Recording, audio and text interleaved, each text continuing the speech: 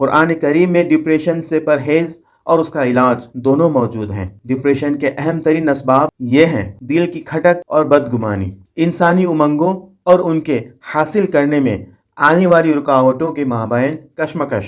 ان دو اسباب کے پیچھے کئی عام اسباب بھی پوشیدہ ہوتے ہیں، جیسے خاندان میں ٹینشن، اخلاقی گراوٹ اور سب سے بڑھ کر اللہ تعالیٰ سے تعلق کا نہ ہونا۔ قرآن کریم ان تمام اسباب اور علتوں کا احاطہ کرتا ہے، پرہیز سے بھی اور علاج کے ذریعے سے بھی۔ ہماری زندگی اور اس کے ارد گرد جو کچھ ہے سب اللہ تعالیٰ سے تعلق رکھتا ہے۔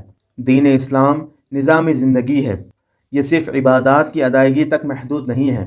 اسلام ہماری زندگی، ہمارے تعلقات اور معاملات سب کے بارے میں ہماری رہنمائی کرتا ہے۔ قرآن کریم میں ڈپریشن سے کیسے بچا جائے اس بارے میں ہماری رہنمائی ملتی ہے۔ وہ ہمارے لیے ایسا ماحول فراہم کرتا ہے جس میں ہم پورے ثبات اور اطمینان سے رہ سکتے ہیں، مگر اس کے لیے غور و فکر کرنے اور عقل سے کام لینے کی ضرورت ہے۔ قرآن کہتا ہے، کیا ان لوگوں نے قرآن پر غور نہیں کیا یا دلوں پہ ان کے تالے چڑھے ہوئے ہیں؟ اگر ہم ڈپریشن کے پہلے سبب پر غور کریں جو خوف اور دل کی کھٹک ہے، تو ہمیں سوچنا چاہیے کہ مومن کیوں ڈرتا ہے اور کس سے ڈرتا ہے۔ وہ جانتا ہے ہر چیز اللہ کے قبضے میں ہے۔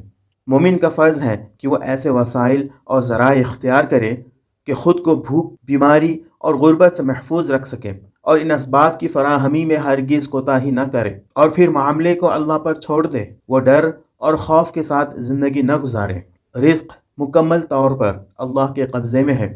ارشاد الہی ہے، کتنے ہی جانور ہیں جو اپنا رزق اٹھائے نہیں پھرتے، اللہ ان کو رزق دیتا ہے اور تمہیں رزق دینے والا بھی وہی ہے۔